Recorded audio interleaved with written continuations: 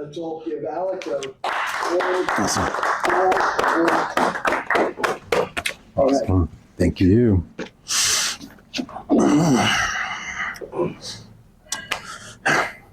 So, raise your hand if you've ever been a child before.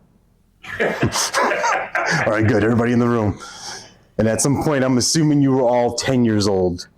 When I was 10 years old in New York, I had dreams of becoming Jerry Rice. Now, if you don't know who he is, he's still alive. He's wide receiver of the San Francisco 49ers, statistically and arguably the greatest wide receiver of all time. And I had dreams of catching touchdowns like him, going across the middle, getting passes, getting tackled, and getting Super Bowl rings. Surprise, surprise, it did not happen.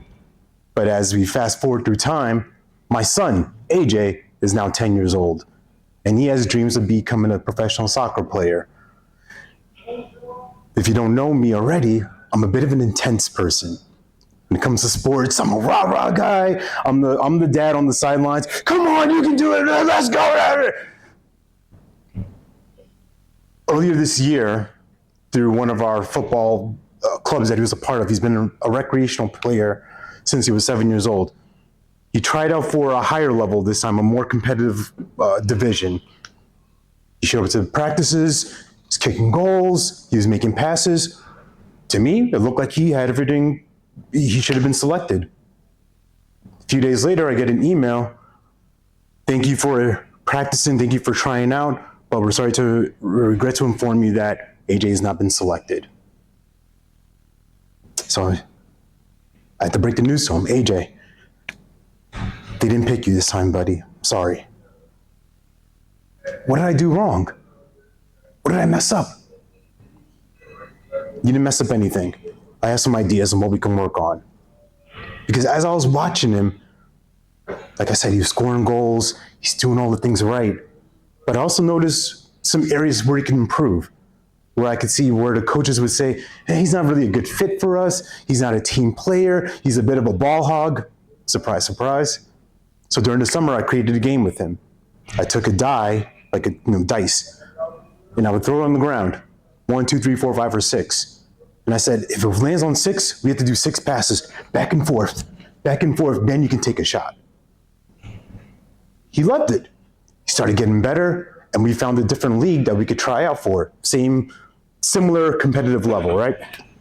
We try out, he makes the team. Woohoo, awesome. They started doing their practices in August. Now, the coach had my son on defense. What do you mean, defense? My son's a striker. He scores goals. He's a mini Lionel Messi. That's his vision. During the practices, I'm getting a little bit more frustrated. My arms are folded. I'm thinking to myself, why can't this coach just see it? Doesn't he see his talent? Doesn't he understand?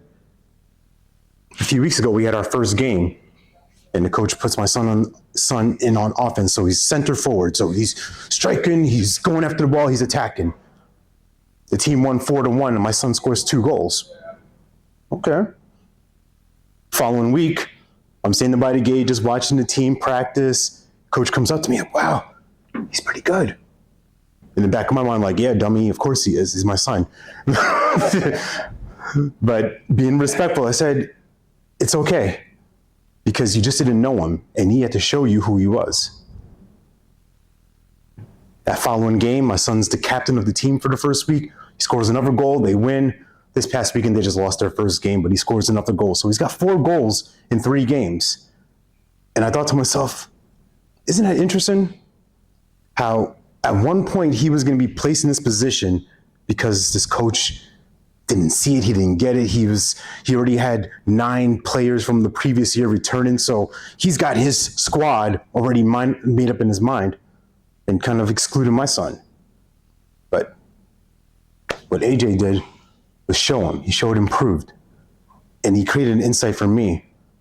How often do we prejudge other people? How many times do we dismiss people? How many times do we not look for the gold, for the treasure in somebody else?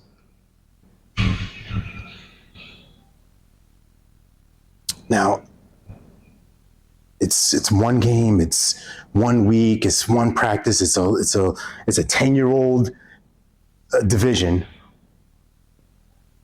But at the same time, I get to see the leadership skills in him, and he gets to point them out in me.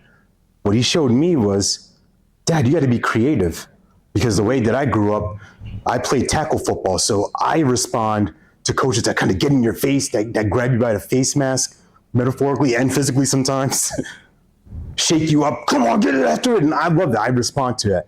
When I was training and working with him, not so much. Like I mentioned, I had to show him a different game. I had to train him in a way to create a game, to create fun for him. He doesn't like running. So when we do our passing game, sometimes I would kick it a little bit longer. You have to go run and chase it down. But I'm getting to do the cardio. He wouldn't do it the way I wanted. All right, we're going to run laps and run miles. He's not with that. He showed me that I have to adjust my communication style, that I had to be with him in the moment, get to his level, see where he's at. And I had to see him, see his potential.